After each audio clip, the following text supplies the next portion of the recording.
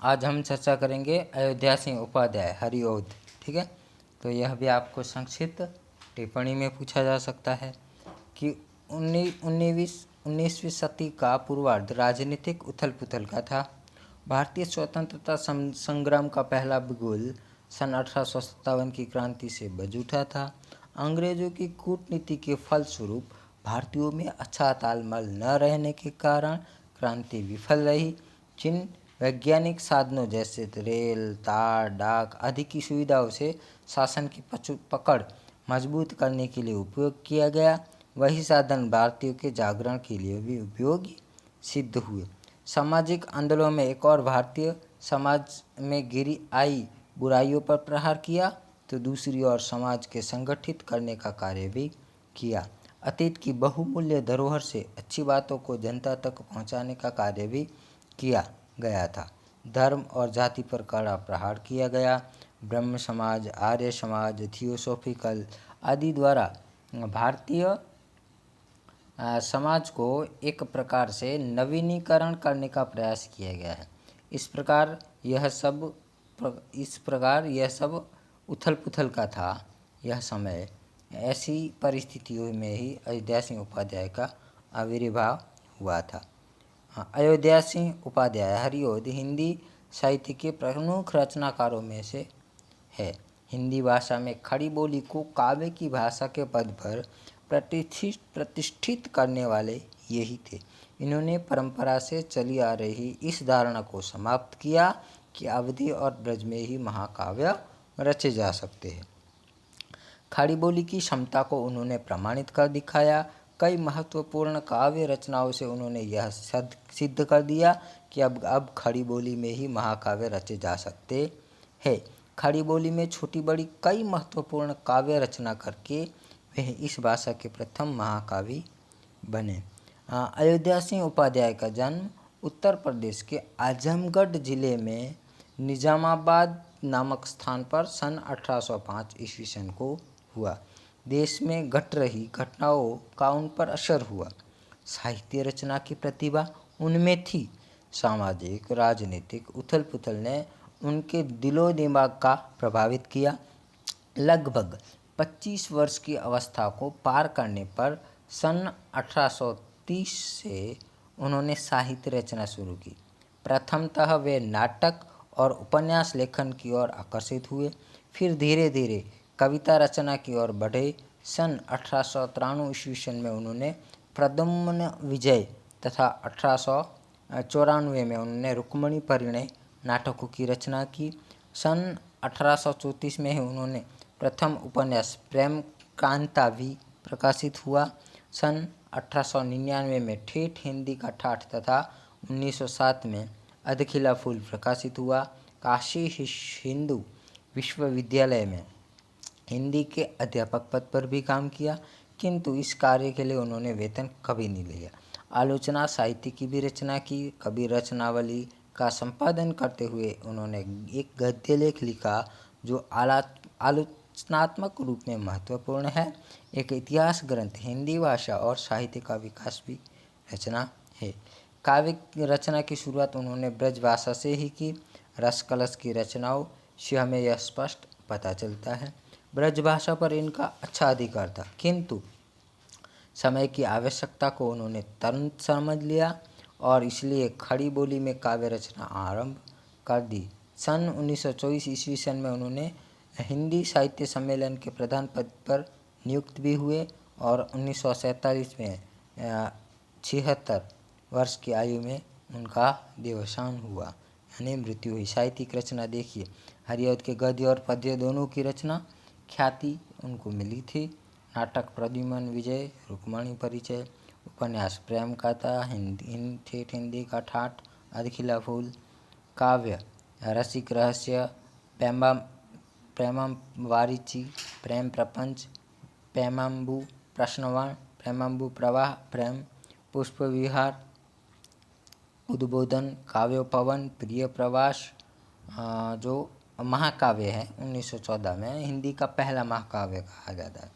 फिर कर्मवीर, ऋतुमुकुर, प्रद्युम्न, प्रसून, पद्म प्रमोद, चोखे चौपदे, चुभते चौपदे, वैदेही वनवास, रस कलश। हरिओद की प्रमुख रचना है प्रिय प्रवास। इसमें हम एक जगह यह पाएंगे कि कवि ने कृष्ण को एक ऐसे नेता के रूप में प्रस्तुत किया है जो साधारण मानव होते हुए भी संपूर्ण समाज के कल्याण के लिए ही कार्य करता है। देखिए निम्नलिखित उदाहरण है जो प्रिय प्रवास का है।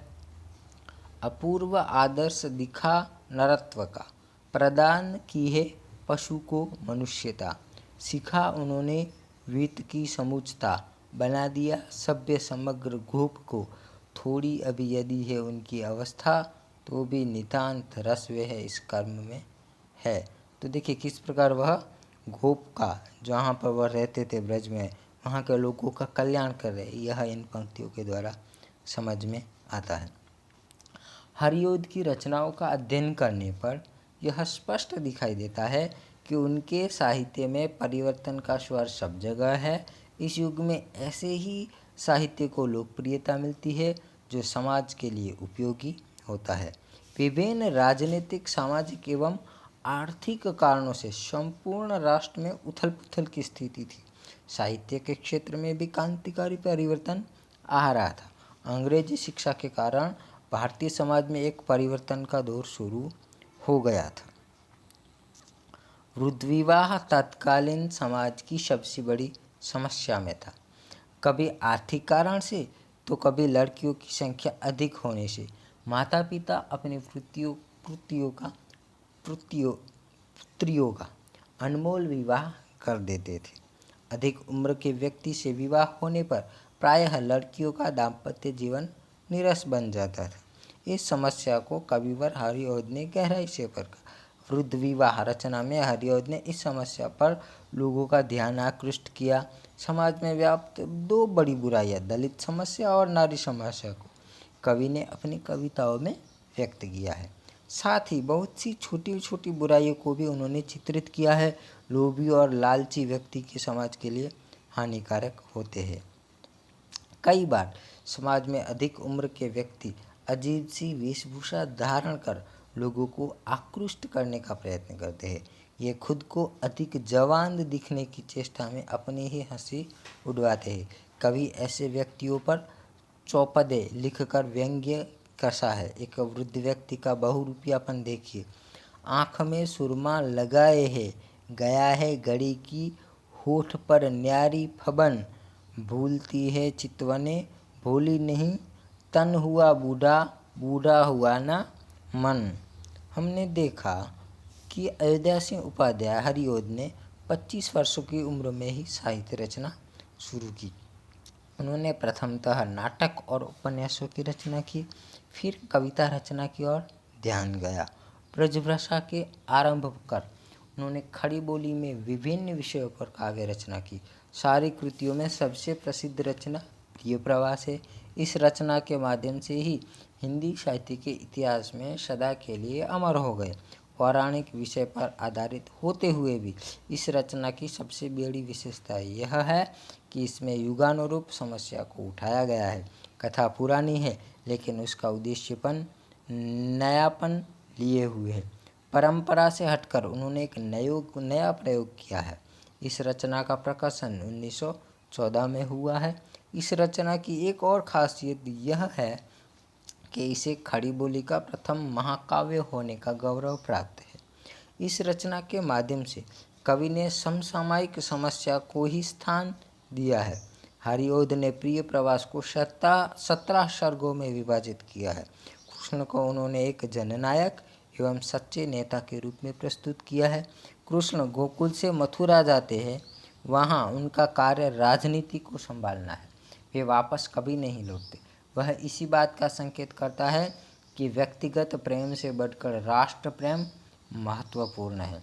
मथुरा में कंस तथा शिशुपाल एवं देशवासियों देश में कई भाग में जरासंध जैसे आतताइयों से ने जो अराजकता एवं आतंक फैला रखा था, जनता के इस अत्याचार से करा रही थी।